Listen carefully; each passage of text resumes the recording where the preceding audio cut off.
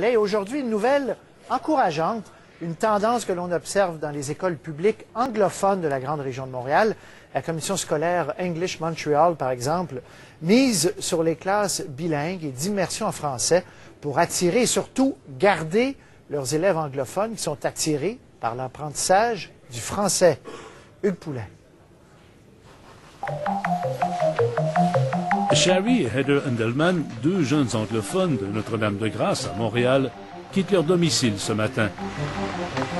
Elles se rendent à l'école Royal Vale, située dans leur quartier, une école anglophone au parcours étonnant. Au niveau primaire, nous avons immersion totale, disons, première année maternelle, première année, deuxième année, qui est complètement en français. Rendu en troisième année, quatrième et cinquième année, on fait un changement, c'est presque 50-50.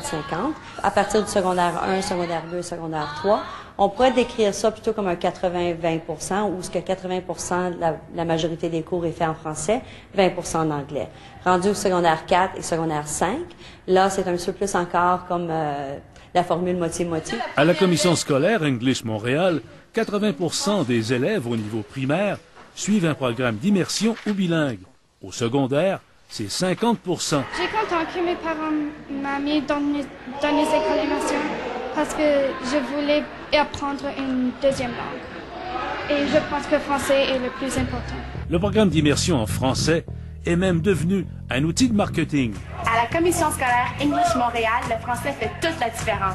Et cette publicité aurait été impensable il y a encore quelques années. La présidente de la commission scolaire English Montréal constate une grande évolution dans la communauté anglophone. Je pense que c'est un incontournable d'avoir des programmes d'immersion en français et que les jeunes apprennent l'anglais et le français.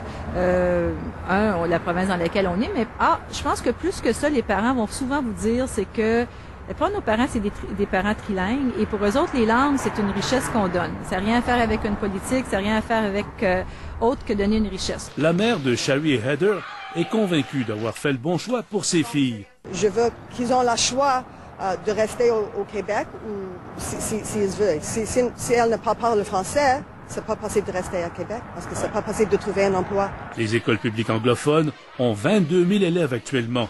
Depuis 5 ans, elles en ont perdu près de 3 000 en raison de la loi 101, de la concurrence du privé et d'un exode démographique vers les banlieues. Mais c'est dans les écoles qui offrent des programmes d'immersion en français où la baisse est la plus limitée. Je suis content car je sais qu'au Québec, tu dois savoir le français pour travailler et je pense que je vais rester ici. Alors, je suis content que je suis bilingue car je peux travailler facilement avec les autres. Changement de mentalité ou conscience des réalités sociopolitiques, c'est donc désormais grâce à l'inclusion du français que les écoles publiques anglophones peuvent assurer leur survie au Québec. Hugues Poulain, Radio-Canada, Montréal. Certainement de quoi alimenter notre débat demain parce que